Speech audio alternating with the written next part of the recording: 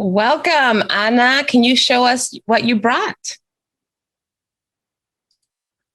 And tell us what it is. Let me find the unmute. These are two silver spheres. And what they are, you use them in your hand and you kind of move them around. Oh, there we go. Move them around the other direction. And just kind of fun. So. We'll hear more about this in a moment. Thank you. And Joana, welcome. What did you bring? Hi. Oh, this is a ballerina slipper, a point shoe. Ooh. Les pointes, as we say in French. Yeah. On point. Thank you. Well, first of all, welcome to the two of you. And for any of you who are tuning in, welcome to another episode of Not Quite Strangers. My name is Valerie Hope, and I am your host. And this is an opportunity for two people who are not quite strangers to meet live on this program. And all of this is in order to build connection, hopefully inspire curiosity, and who knows, we might actually challenge the status quo in some way, shape, or form. So thank you all so much for tuning in.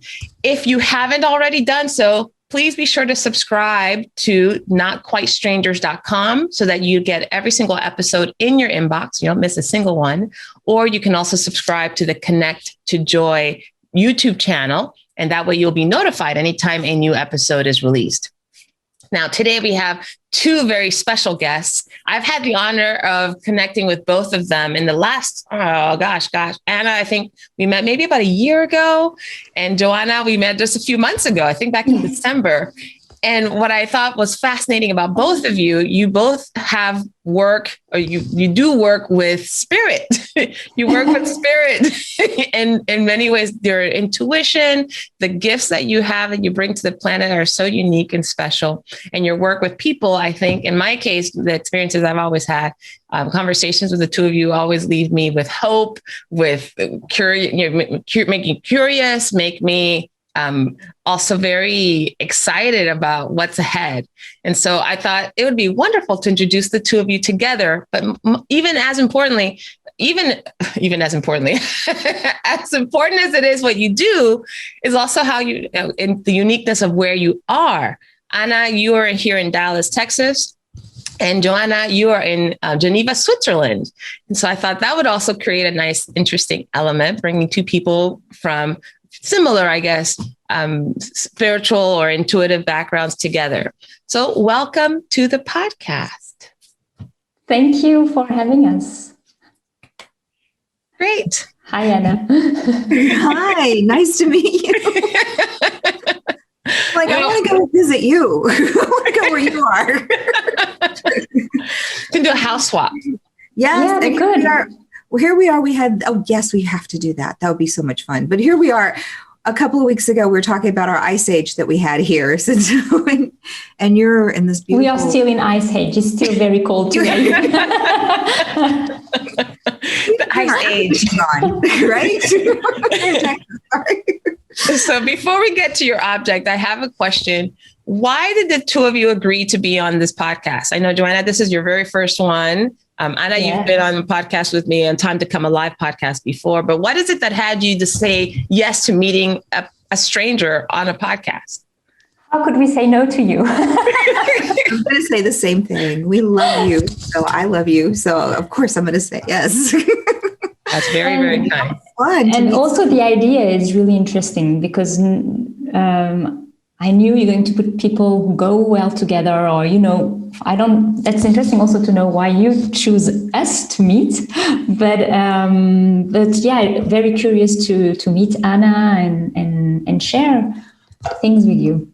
Cool. Me too. I do. I'm blessed. I couldn't wait till this morning. I had got up and I was like, oh, we're going to get to go play and I'm going to meet someone new. This is so much fun. So lovely to meet you, Joana. Yes. Me too.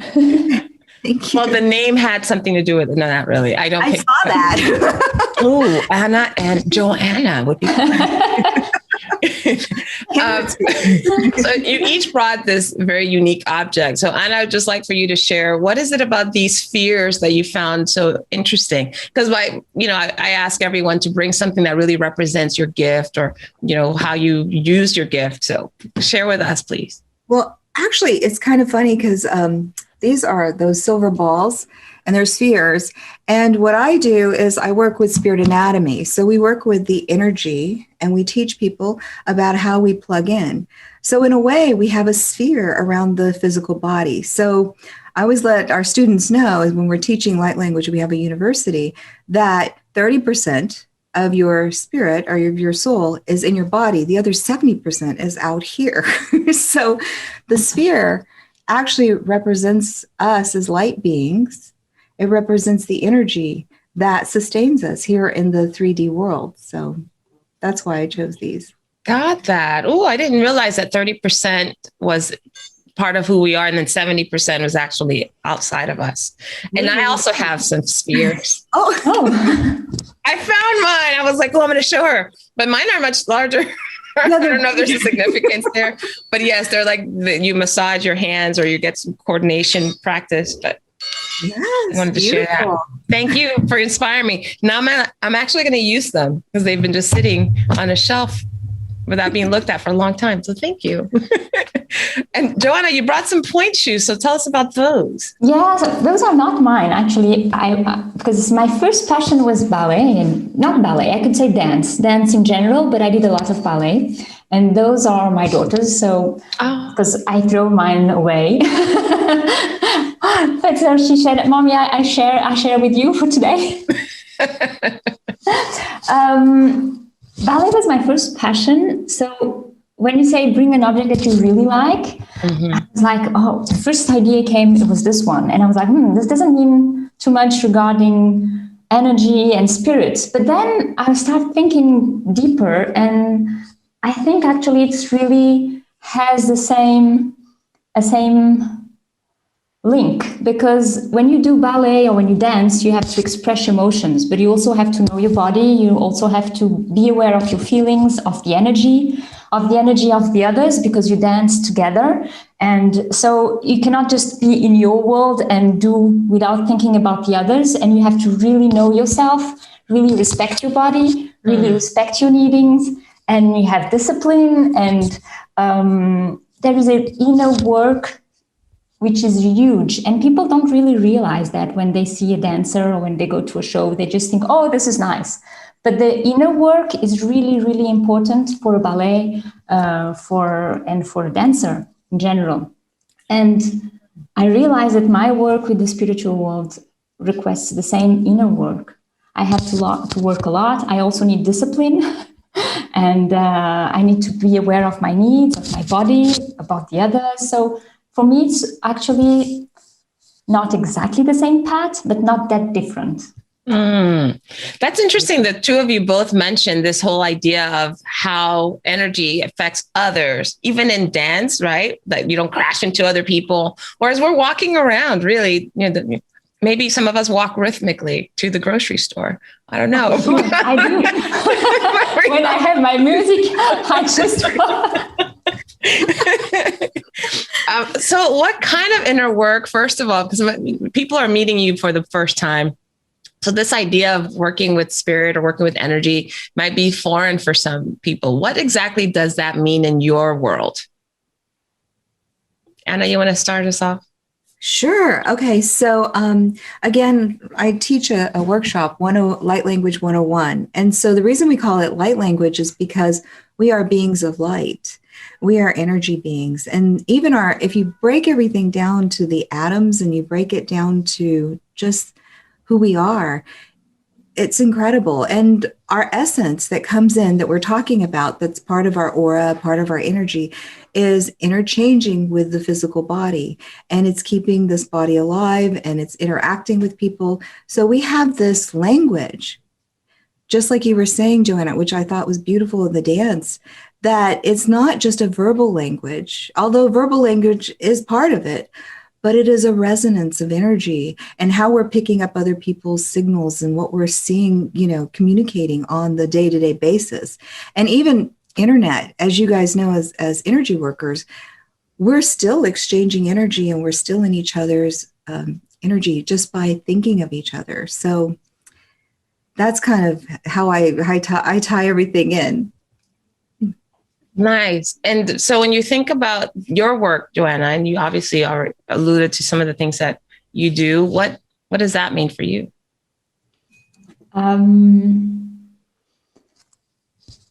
Energy is so it's so delicate because it can change very quickly. When you wake up, maybe you are in a state of mood, maybe you are a bit tired or already are still in your dreams because you had a lovely dream. So you are in that kind atmosphere and you go out and your husband just says, we are late, just hurry up. And then you're like, whoa, and your mind changed so quickly. And it's not, it could even not talk to you, just pass by very quickly in a rush. And as you are not in the same energy field that he is, you would feel like a little bit maybe disturbed inside. And then maybe you even go upset and you're like, why I'm now upset? Maybe just because he was not in the same rhythm than you are. His energy field was not in the same level. So energy, even if we don't see it, and sometimes we are so unconscious of it, but it really has an impact on us. So I found this work so magical because when we can, and I can connect with your energy and feel how you are feeling and help you getting up. Or if I'm in a bad mood, maybe I can, if you are not feeling good either, I will go lower. So if I'm conscious of all that exchange that we have with human beings that I don't see, but I'm aware of it, then I can pay attention and change things for better, or just let it go, because sometimes you don't want to change and sometimes you just feel unhappy and you just want to be unhappy. So I just find so interesting to make us feel aware and make everyone aware of that energy, and we all are aware of it, I think. Yeah. And I noticed you reacted to what she just said. What was going through your mind? I love it. Joanne, you can come teach my light language 101, because that's what we're really trying to help people be conscious. I always have, when I work with or I do talks, I'll have people raise their arms and then just kind of go around. What's interesting, if we're seated and there's a bunch of people, their arms are overlapping. So our auras are really overlapping, and all of that is happening. Conversations on this etheric level with the energy senses. So every 5 of the physical senses is matched with an etheric sense. So we use the third eye, we hear interdimensionally. So, and multidimensional.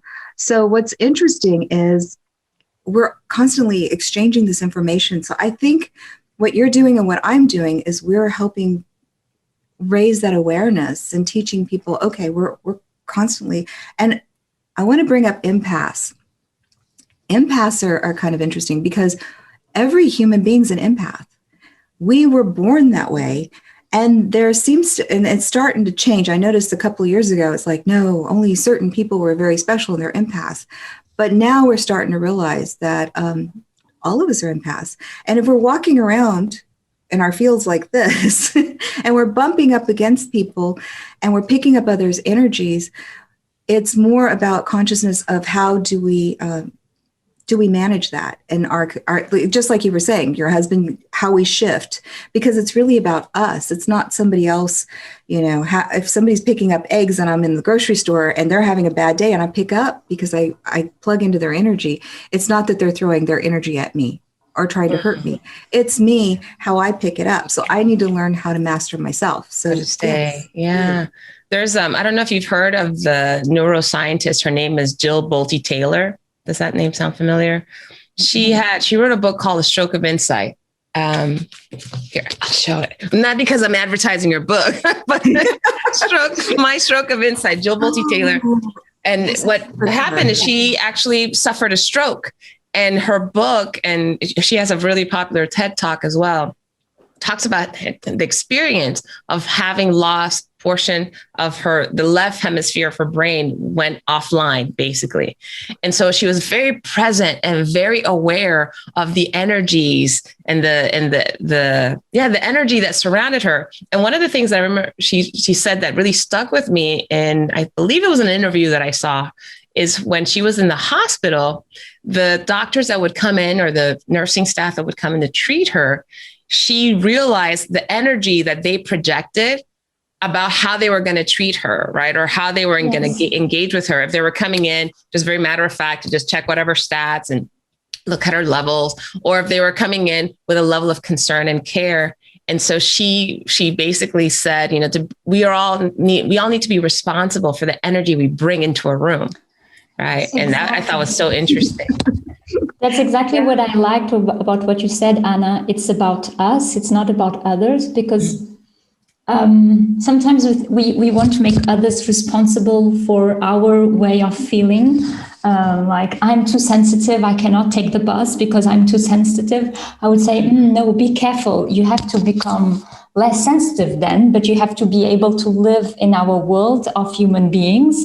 And you just need to be aware of your responsibility. And as you said, when you go into a room, just go with the right mindset, because others are not responsible for your problems, actually. What? No, what are you talking about? So maybe this is all on the other people, right? No, this is all on you. No, it's not us. Yes, totally. It's a total flip the switch and understanding how to master ourselves. Yeah. And so, that's be responsible. I got to admit, I was talking to my brother about this yesterday. I sometimes feel, I don't think it's an obligation. Maybe it's just the way I'm wired a bit, but I always feel that I'm responsible for lifting the energy. And so I had a random conversation with some customer service representative over the phone, and the voice was actually quite flat. Hello, thank you for calling. How can I assist you? And I was like, great, I'm excited. Hey, you doing okay? I will say that every once in a while. She wake it up. I'm like, are you okay? Yes, ma'am. How can I help you? Oh, okay. So we got to it. And as the conversation went on, and I actually had to be on the phone with him quite a while, I would find ways to just like, hey, so hope your day's going well. Or I would make some sort of comment about myself or the challenge I was having. I'm like, I hope I'm not the most challenging customer you've had today. And I felt so compelled to raise the energy in that interaction. And I don't like, but to your point, it was really more about me. So in those situations, what would you advise? Because I clearly have an impact on other people, and other people have an impact on me, but I was actually trying to impact him. So what do you guys think about that? How did you feel at the end of the conversation? Were you tired? No, actually, he actually dialed it up. And so we had a nice little laugh, and I was just like, yes.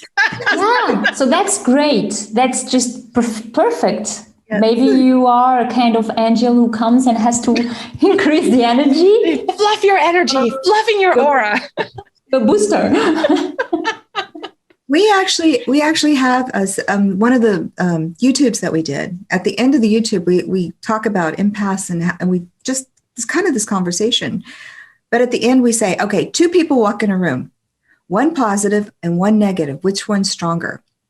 Negative. It's whoever is in charge of themselves. So if the negative one's stronger, the other one will match the energy or leave, or if the positive is stronger, the other one, if they come in negative, will match or they'll leave. So it's really, again, it goes back to us. Wow. That's a good question. I love that. It is a very good question. Joanna, what do you think about that? How would you have answered that? Yeah, you said it's perfect. Exactly that. I think it's always about us. It's always about us, because whatever just 1 second, Joanna, you keep hitting your microphone. So oh, sorry. That might be. It's okay. Use your hands. Yeah. I just don't want the audience to. I'm half Portuguese, so I'm Mediterranean. I move with my hands. Express yourself. But yes. You know what? I can take this off because now I'm alone. So Is that better? That works. That works too. No. Yes, you're free to move. So the thing is, whatever goes outside from us will come back. So it's really important to have that idea that, okay, I have to be my master. I have to keep my energy strong. I have to know where I want to put my intention. I think the intention of the day is so important because it will help you to keep that good energy during the entire day. I have an intention in the morning. I put it. I say, okay, today. I know I'm a bit moody, so today I will make an effort to just be calm. And just stay with that energy and with that feeling and that idea of being calm. And I think that helps a lot. The intention you put will help you to be the master of yourself. And meditation. I don't know if you meditate, Anna, but I think it's like the most important. And I don't meditate. I do, what is it? We call it twilighting.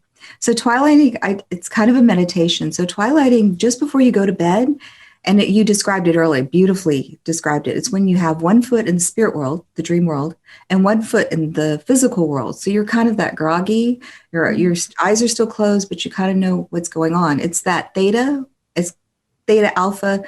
And so you're going in, but that's, if you can hold that. So when I practiced it, when I was learning how to twilight, I would hold it and I'd fall asleep instantly. 30 seconds, hit the pillow, fall asleep. And I practiced it for years. Now I hold it 3 or 4 hours. And that's when I do a lot of communication with the other side, when I'm working with the beings of light, when I'm going into workshops and classes on the other side, creating. And then I come out of it and I'm ready to go. So twilighting. Interesting. All right. I'm going to change directions a little bit because you guys are using concepts and language that some people are not connected to. And I'm curious, at what point in your life did you realize that this part of you needed to be expressed, or did you find yourself noticing that you were perhaps thinking or experiencing life differently than maybe people around you? When it's time. Oh, yes. Well, I actually I wrote a book about this. So my book, A Journey into the Sacred Heart, I grew up with a father who was very aware, and he was very spiritual, and he was an artist. And so he taught me the energy, what we were just talking about, to express that. And on a ranch, working with animals, you need to have, it's kind of a survival technique, basically, because if you end up in a bullpen, you don't want to be afraid, or you don't want to run. You have to hold your space because that bull will charge you. So there's a matter of respect. So he taught snakes that we had. And some of these stories are in my first book. When I was 13, I decided I wanted to be normal like everybody else. So I left all of what he was teaching me, and I went into the church, and I tried to do all my stuff in the church, became staff member. And it was there in 2007 when I had a visitation of these light beings that came in. I woke up one morning, 2007. I'm on staff. I made jewelry, so I made, designs and stuff. And I'm a mom, housewife. And I wake up one morning in 2007, and there's these 2 big, huge, tall, beautiful light beings. And I open my eyes and I look, and I'm wide awake. And they're just standing there. So I close my eyes and I look back up, and they're just standing there. They didn't go away. They're as bright as the sun. You just kind of see the silhouette. So very quickly, I said, "Do you want anything?" And telepathically, they said, "Anna, this is not what it's about." I heard it very clearly. And I said, "What do you mean?"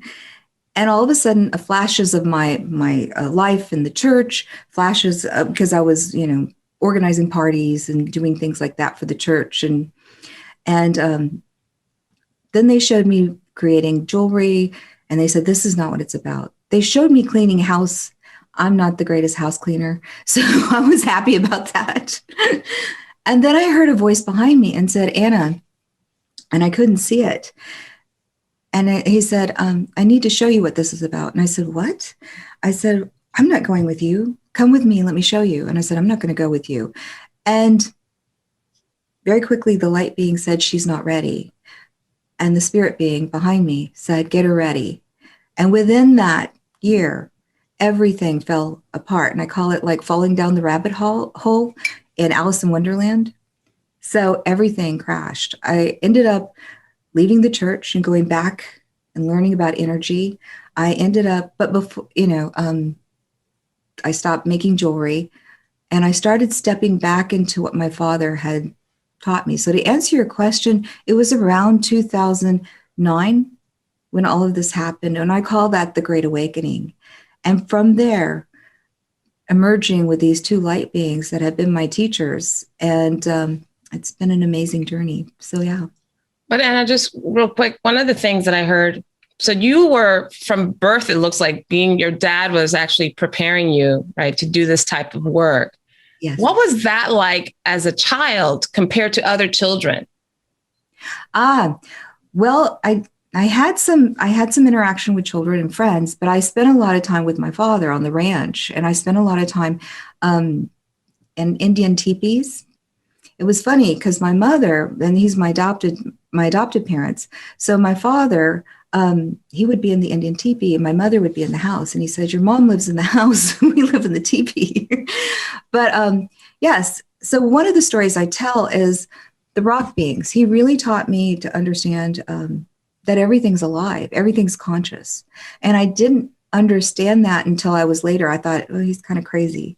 It was when I had the knitting experience where I astral projected outside and I'm somewhere up here in the soul star area and I'm expanding consciousness and connecting with different and realizing and seeing everything and realizing that my brain is down there in the physical body, but I'm still me and I can still think, I can still communicate with these light beings. And at one point, now I tell the story a lot, but at one point at the very end, as Spirit's telling me, and we're expanding on different, and it's not going up like you think, we don't go up. It's just an expansion of consciousness. And as I expanded, the being said, what would you like to do? And I said, well, I would just like, I'm nosy.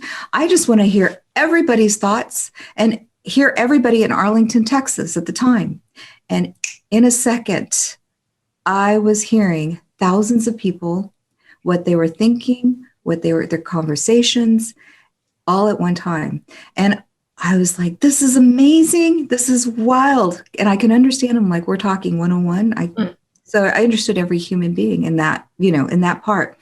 Mm-hmm. And then all of a sudden I went, this is how God hears our prayers. And then I thought, wait a minute, I'm not God.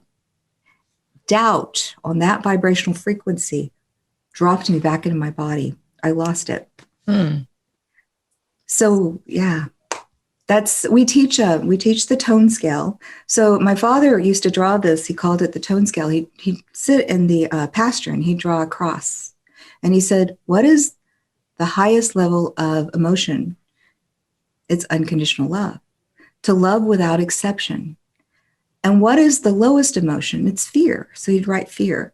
And then the cross between is the heart line. So he was teaching me how to measure. And it goes back to what you were saying, Joanna, about our emotions and how we use this as a tool in our university to gauge so people know where they are. And when you're down here, you're going to attract coming, again, it goes back to that joke. Two people walk in the room, but it shows us how to gauge and where we are on this heart line and mastering it. And when you're in unconditional love, there really quickly, there are 4 levels of consciousness. There's individual, recognizing ourselves. There's group consciousness. We're all participating in these group consciousness. There's the collective that defines the world and says, okay, we all agree this is a cup. So we say this is a cup. If the collective as one decides this is a monkey, it turns into a monkey. It's just a matter of how we create as a whole. And then there's oneness, which people call God energy, that they're called spirit or great spirit, or however you want to define it, that holds everything together. And one of his stories that he always said, we are in the mind of the creator. We are in the creator's dream. And it wasn't till I had that experience of understanding and many more that I started to understand that we're always connected to these 4 levels of consciousness. So, what were the 4 again? Yes, individual, group, collective, and oneness. Oh, what was the second one? Group. Group. Okay. Individual, group, collective, and oneness. And I actually have a YouTube on it. It's called The 4 Levels of Consciousness. So if you go to our YouTube station, it defines it and talks about it. But yeah, I'll put it in the show notes so that people are interested in more information. Joanna, I noticed you were reacting to some of the stuff that Anna said. So what is going through your mind right now? Interesting. Thank you for sharing, Anna. You know what? I do think it sounds better with your headset on. I'm sorry. I know, but keep your... I found it so interesting because... Okay, you hear me? Yes. Yeah. Perfect. I love that cross idea. It's a really good one to know where you said. And actually you said we are all, we are all part of it. And that and you know why I said yes to the podcast? Why? Because we are all linked to everyone actually, and we don't realize it. And even if it's something I know when I studied and I read and I can see when I meet people, it's still something sometimes I feel difficult to understand. It's not that easy to understand. It's understanding. It's something. Yeah, we can understand that we are all linked and we are all part of the same thing. But knowing it deeply in our heart is not that easy. And I always like to bring it to life to normal. Sorry, I'm stopped moving. I just realized I just bumped the micro. In our daily life, it's not always easy to keep that in mind because sometimes, you go to the grocery shop and someone is rude to you. And the first reaction is like, oh, just be nice. And then you're like, oh, but we are all together. We're all connected. We are all connected. So it's not always easy. And sometimes you look at someone and you're like, how can we be connected? And yeah, we everything seems so different and their opinions, and we don't, I'm sure maybe many Americans didn't want to be connected to Trump these last years. So it's not easy. And we are actually connected to all of us. And I think that's a reality that it's important to keep in mind, even if we don't always understand it with the heart. If the mind already has it, maybe it will help then, the emotions and dealing with it. And so I found that really interesting, the way your father teaches you so much things and so young.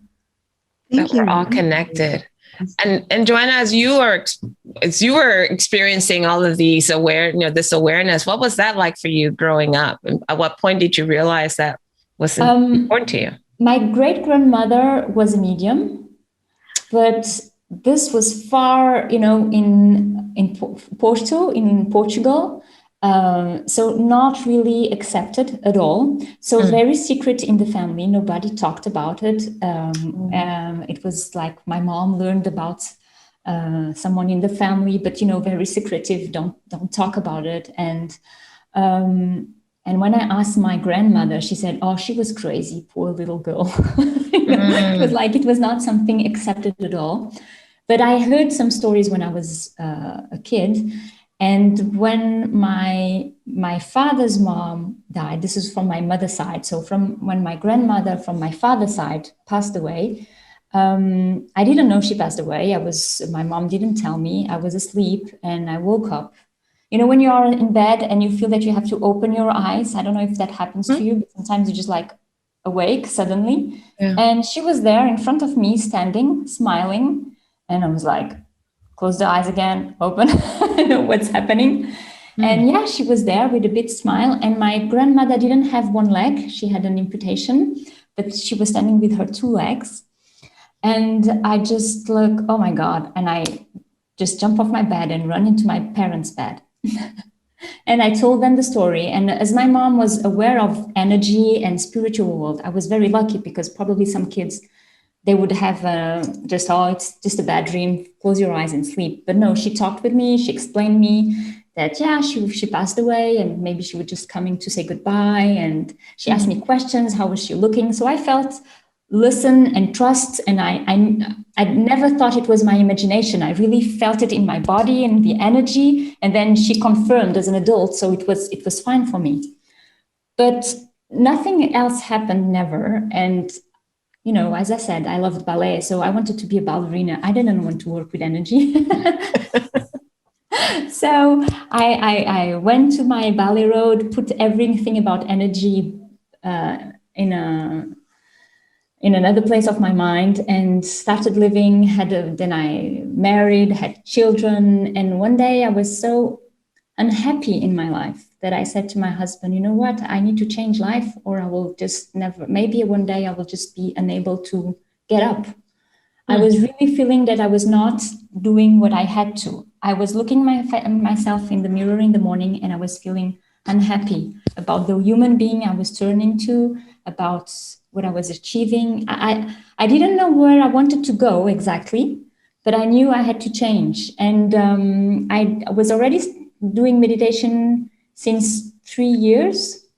And working with energy, because I was really lucky to meet a fantastic medium, Almina Amani, and she taught me a lot. So it was like obvious. At one point, it was like obvious, I need to change path and I will give it a try.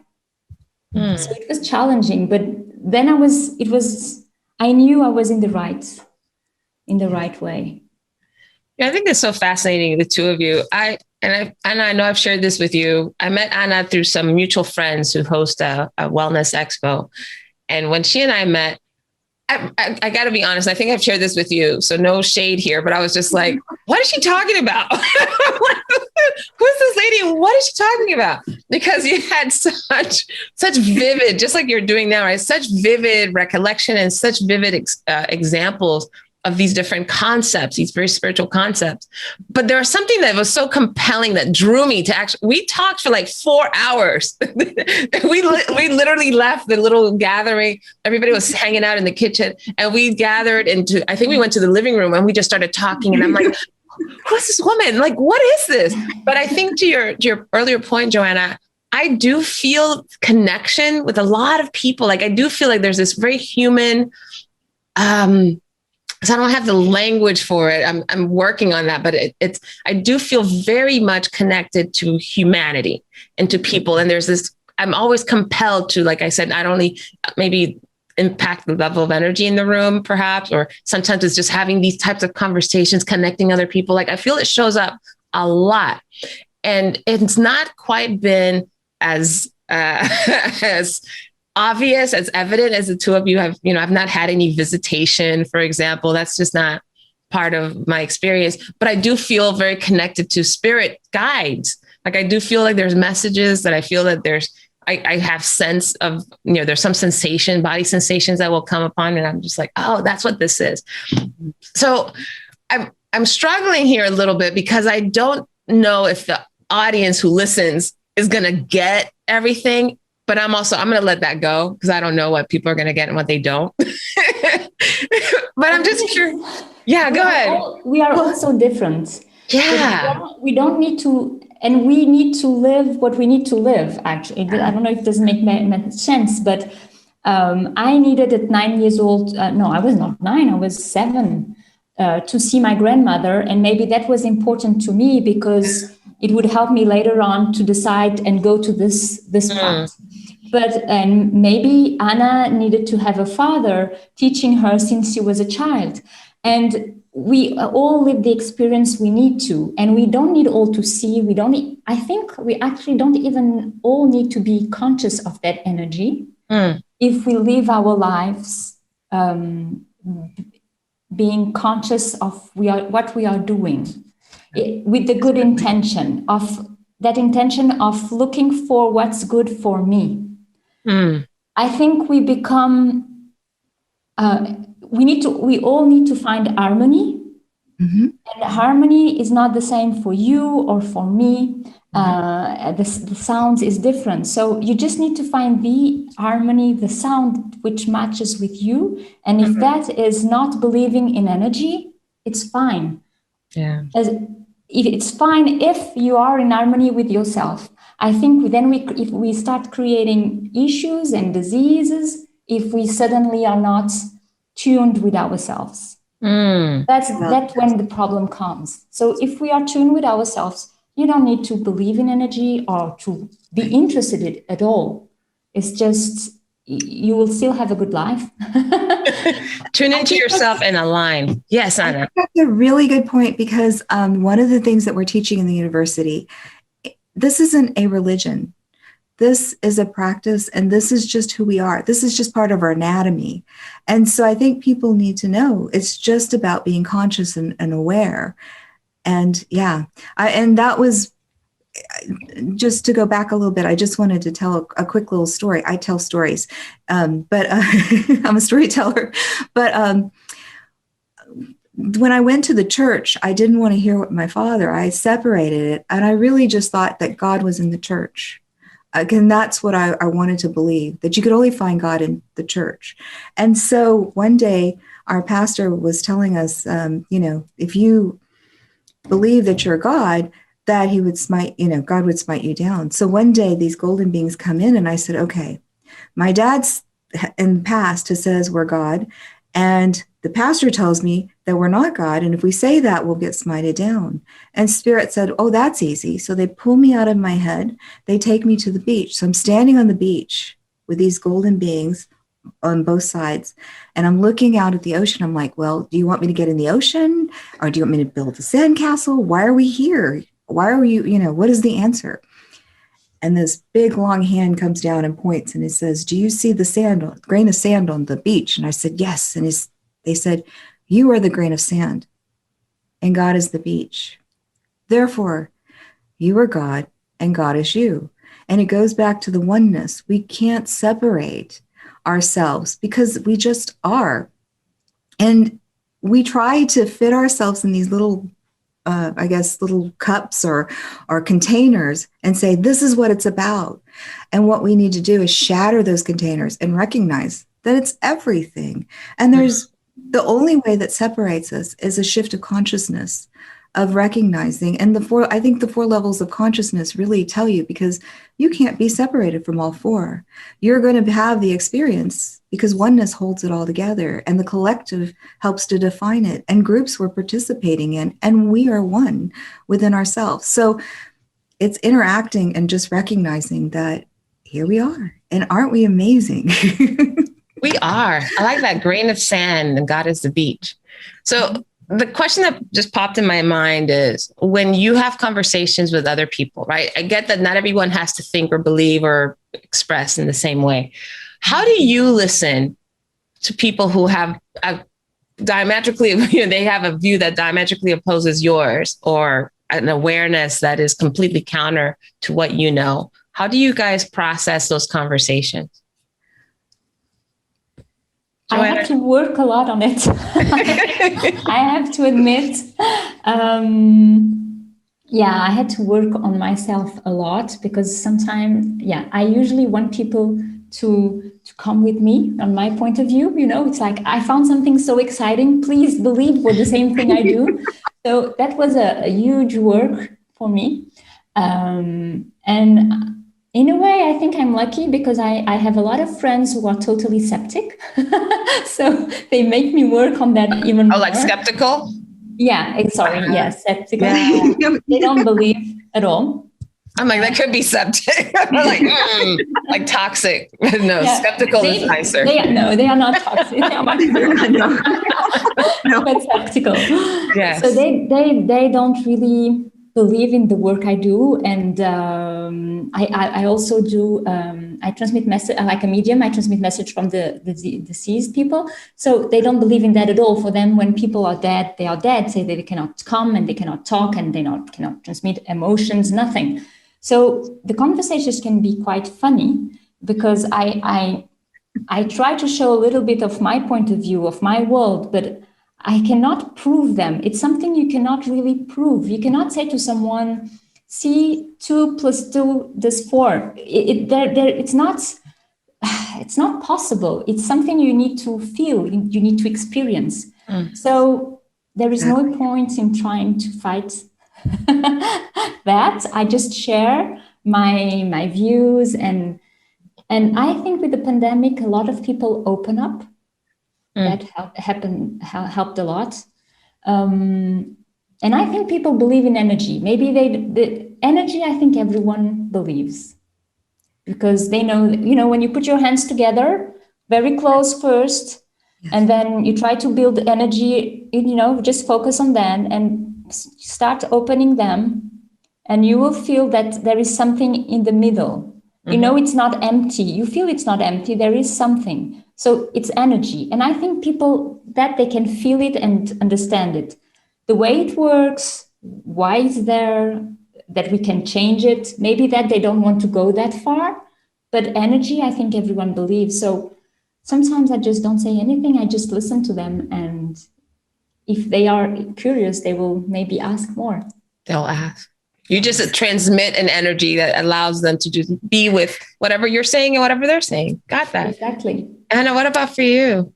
Well, I go back to my teachings of my dad. So as an artist, and I thought he was just keeping me busy, but let's pretend like this is an apple. So he'd put the apple on the table. He'd give me a sketch pad and he'd say, okay, sketch the apple. And then when I finished, he'd turn it upside down and I'd sketch the top. Then he'd turn it on another direction. I'd sketch that. And he just kept turning it. Finally, I'd grab it and bite it. And then I had to sketch that. So, it's like, oh. But what I learned from that is to look at other perspectives. And that's what an artist does. They go in and they see everything from the artist's view. And when I have someone in a different perspective, I kind of pull my energy back and I look at from their perspective and I view it from what they're going, how they're processing. And then if the conversation, like you said, Joanna, if there's some point where I can share my point of view, I'll share from their perspective.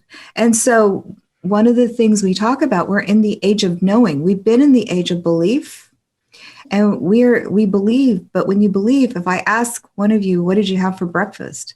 And Valerie, what did you have for breakfast? A green smoothie. Do you believe that you had a green smoothie? Or do you know you had a green smoothie?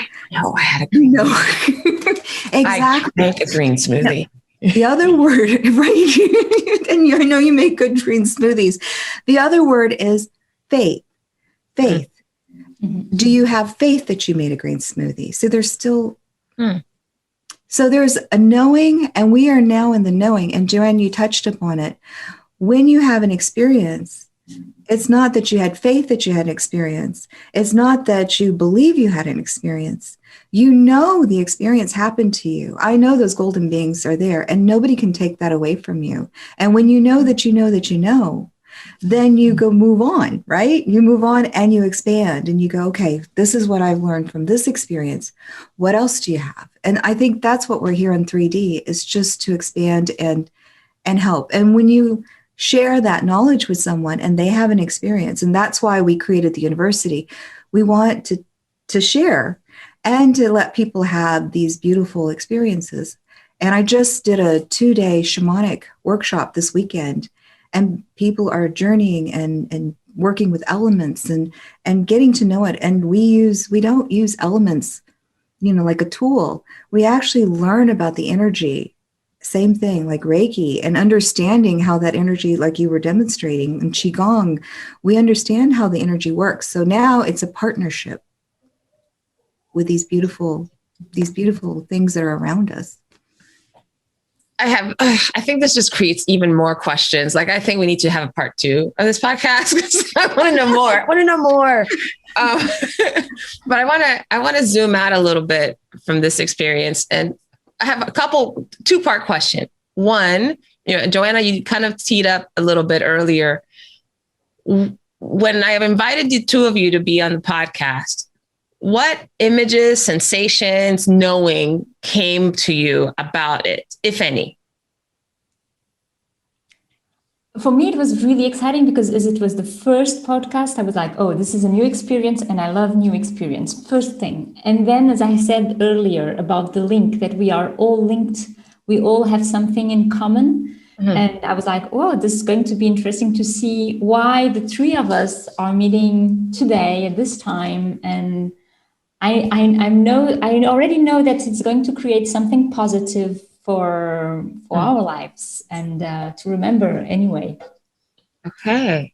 And Anna, what about for you? What did you know before you came into this moment? Connection. I just love the connections. I love the connections, the conversations, telling the stories, getting to know each other, and sharing. So that's what I felt. So before even coming in, you knew that was the experience that you were going to have?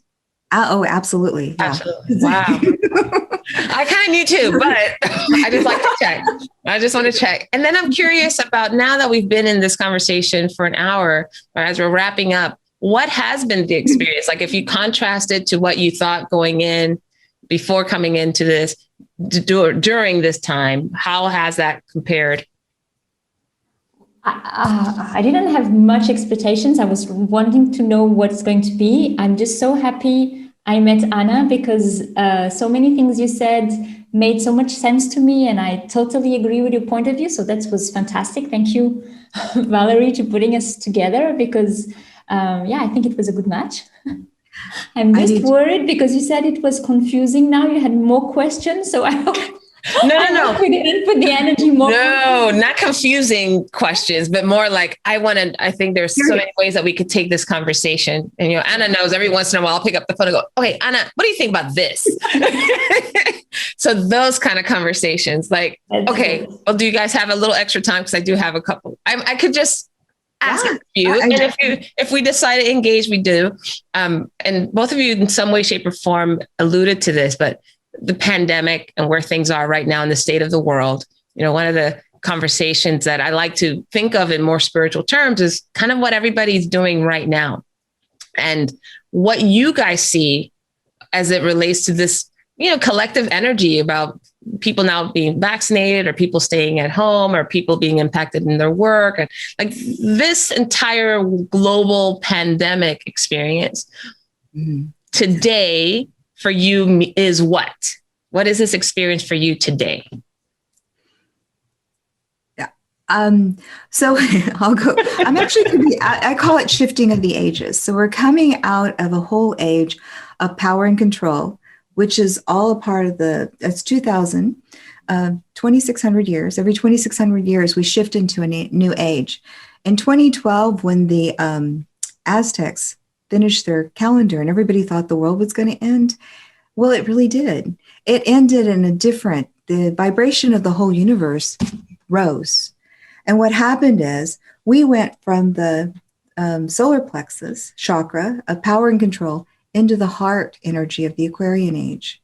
And the Aquarian age is all about transparency. It's all about lifting each other up. It's exactly these conversations that we're having. And so it's a beautiful energy. And what I see, and I go back to the 4 levels of consciousness, as an individual, we're purging. As a group, we're purging. And what happens is we start to purge these, and everybody's finding, they're like, oh, I didn't know I had this. And so they're doing this, or I'm afraid of this, or this is happening, and so that it looks like chaos. But what's happening is, if we purge, then we can bring these higher frequencies and match this new age that we're coming in, and we're sticking our big toe in. And then as we move forward, it changes the collective consciousness into a more congruent and more balanced. And we start to be more uplifting instead of trying to take control of things. And again, that goes in more union of oneness, which is what it holds everything together. So I look at it as, this is something that we do. And is it going to end like tomorrow? I know we all wish it would, because I'm ready for the golden age and all the stuff to happen. But, when I purge and I do something, it takes a couple of weeks, or it takes whatever, if I'm getting stuff out of my body or working with my energies, it takes time. And then I come in stronger because I can fill it up with more light. So that's how I see it. Yeah, sacred takes time. You cannot do sacred changes so quickly. So we need to accept that changement will take some time. Yeah. And Joana, what about for you? Where do you see you or us as a collective now? I think this was, I agree with what everything you said, Anna. I think it's really a call for changement. People needed to change things and maybe to confront their fears, because it's like all our fears, even those we were not aware of, suddenly came up. Yes. I can see with my clients when I do the spiritual guidance and the intuitive psychology meetings that they feel afraid of things they thought they were not. They realize they think some situations or relationships were okay now, and actually they realize that they still feel sad or anger or emotions. So they are realizing that they didn't change as they wanted to. So people are really confronting their fears, realizing the changes that they want to with the kind of life they want, because maybe they spent more time or less time with the family. Some realized that they loved traveling more than they knew of, or maybe even realized that I don't need to travel. I'm fine home. I have so many things to discover in my own country. This is enough. So I think we are being conscious of what's important in our lives. And maybe that's the biggest shift, is being aware of what we want to create, which kind of intention we want to put in our lives for now. Yeah. Because things changed and they will not come back. The world will not go to what it was. So we cannot just keep waiting. I think people who are just waiting for the doors open, like, okay, everyone is free. That won't happen. So it's like, and more the time passes, because people at the beginning, they thought they could wait and things will change and be normal. And now as time is passing, they are realizing, oh no, this will not change. Mm-hmm. So they really have to look inside. They cannot just wait. And I think that's the most important shift. It's people are realizing they need to do changements in their lives. Inside.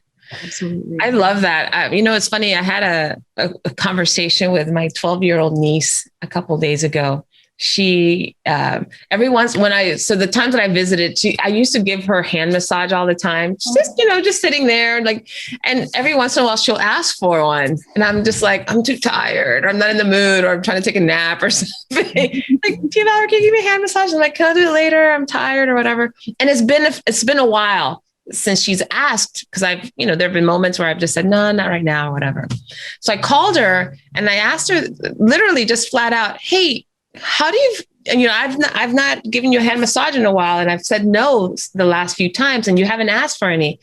So how do you feel about that? Does that make you feel bad? Do you feel like I'm rejecting you or something? Like, how does that make you feel? And she's like, well, you're not responsible for my feelings. I am. Like, yes. She's 12. These children, they're amazing. Wow. Yeah. Who are these children? And this is not specific just to her. The interactions I've had with other young people, and I have other young people in my life. I have 9 nieces and nephews. So in conversations with them, or even other people's children, they're in a different plane of awareness, to your point, Joana, or consciousness and intention. It's so much more precise, and so they're so much more grounded, it sounds like. Yes. I've completely been blown away by some of the conversations they're able to engage in, and the awareness and the self-awareness they have. Wow, mind blowing. I love, this is one of my favorite conversations because of topics. Because what happened, and I'm a lot older than both of you, but when I came to the earth, the vibration of the frequency of the universe and the earth was here, and I had to lower my energy to come into the physical plane and become into a body, because 3-dimension is kind of a lower vibration than all those other dimensions that go above. And as the whole universe starts to expand, it starts coming up, and the children that are coming in are not lowering their vibration as much. Therefore, they're remembering more than we are from all of our experiences, from all of our existences. And the question, I think the other thing I want to mention, my sister, I love her. One day she goes, where do all the new souls come from? And I went, well, that's an interesting thought, because I can see one of those where they're cranking out new souls and they're just new souls and they're making it. And it's like, okay, where are they coming, all these new souls? And Spirit immediately is in my ear to answer her question and said, well, all souls have always existed. New souls, and the way we gauge new and old souls, are how many times we've incarnated in the physical world of 3D experience. But we've always existed. So you imagine all those experiences that these young people are bringing in, that they're remembering because they didn't have to lower their vibration as much. And the energy of the earth and the universe is now starting to support that as we move into from 3D into more of the fourth and fifth dimensional frequencies that are the veil's starting to lift. These kids, like you said, they're amazing. They're just totally amazing. And they're remembering, and they're teaching us. And so, yeah, I'm blown away by them too. I'm just like, oh, I love these. You guys, you get it. Are your kids like this? Joanna, is your daughter like this? Yeah, my kids are surprising, but it's always difficult to talk about your own kids because as a mom, you always say they are perfect. They are not perfect, but no, they are really wise. They have another conscience, but I also think the conversations we have at home now are different than our parents had. So It's not just about them. It's also about the shift of mentality, and we are much more open. And see, we are talking together. This was not possible with my parents, and they are not that old. They are only 60. So, but it was not possible. So we opened the world. So our kids, of course, they can understand much more things. They can share. They can learn faster than us. So it's a difficult period, but I think it's also a very interesting one where we can learn so quickly and so much. And that was not that open when we were young. I remember wanting to apply to Alvin Alley in New York, and I had to do by writing. Internet was starting, but there was not everything on the website. And can you see now I could take classes with you, Anna, I'm sure on live, and you could do it with me, and you can go to my YouTube and know me even if you are in the US and I'm in Switzerland. So that's also very important way to open the mind, to open the heart, because then people are aware of the differences and they may more, they accept differences more. I don't know. I think it's a very interesting period. So our young people are great, yes, but they are also living in a different age. Yeah. And we are also changing. I love that because I have more invested in the older age than I do in the new age. And they have less invested. But my mother, and she has more invested. So some of us, as we're all shifting in this consciousness, we are, intermingling. I have to say something that's kind of funny. Zoom. Zoom. I did, Spirit has asked me to do Zoom for years. And I'm like, okay, I'll do it this. And then we'd come by and I'm like, no, not ready. I'll do it this. And then pandemic happens. And now it's like, okay, everybody has to learn Zoom. You don't have a choice. Same with me. I was like, oh, I don't want to go Skype and Zoom. But now everyone is into it. Yes. Even though I would love to share a real tea with you ladies. Oh, what is that tea? Spill the tea, Joanna. It will be nice to meet in person anyway, even if I'm really happy with the Zoom. But yeah, it's different. Well, we wouldn't have met, Joanna, right? You and I were connected by a mutual friend, Dominique, who's a friend of mine in Geneva. But this conversation would not have taken place. Not only this one, but even, you and I connecting and you supporting me. What's interesting, I think, about all of this is that we now have an opportunity to challenge ourselves. And I think that's really, the intention of me bringing these conversations to light is that we can step outside of the bubble of people that we typically speak to. now that we have an opportunity to reach out across the globe, right? We have mediums that allow us, not mediums like your great grandmother Joana, but medium like Zoom. Like we have tools and resources like Zoom that will support us in that. And we do have people who do speak with people in other realms too. I think that's an opportunity to connect if we're finding that our consciousness is drawing us more in that direction. I think the other piece that I'm really satisfied with, or I'm really proud of, is the fact that, I was sharing with Anna before you got here, Joanna. I'm like, I have such amazing people in my life. It's so fantastic. Every single time I do one of these episodes, I'm so grateful for the human beings that exist on this planet. If nothing else, I know we're just a grain of sand. I've spoken to 20 grains of sand. That's it. In the grand scheme of the beach is nothing. It really isn't. But it's like, oh my goodness, it's been so powerful to have these conversations and know that there's, wonderful souls out there. I think to your point, this idea that we're all spiritual beings having a human experience, I think it encapsulates what both of you have shared on this podcast. So any final thoughts or words about this experience for you, or what you're taking from this experience? Oh, thank you so much, Valerie, because it was really an interesting experience. I'm also full of gratitude for being here and for meeting you and sharing. Thank you so much. My pleasure. Same here. Beautiful. Thank you. Well, hopefully you guys will continue to connect, and I'll be sure to put any information around how people can connect with you in case they want to further the conversation or join the classes or have, a one-on-one time with you, Joanna. So definitely for those of you who are listening and tuning in today, the conversation does not have to end here, right? Whether you believe it or not. I think Joanna was you that said it. It's not about belief necessarily, or Anna, I think it was you that said it's not about belief anymore. It's like you just know. If anything that was said today is something that you're like, yeah, I know that, or that makes sense to me, you want to talk to these ladies. I promise you won't regret it. It will be great. If nothing else, will give you a different opening. Thank you both again so much for joining us. And for those of you who tuned in to this episode, please remember to subscribe on www.notquitestrangers.com. So that way you don't miss this episode or many others straight into your inbox. And then also you can go to the Connect to Joy YouTube channel and get notified there.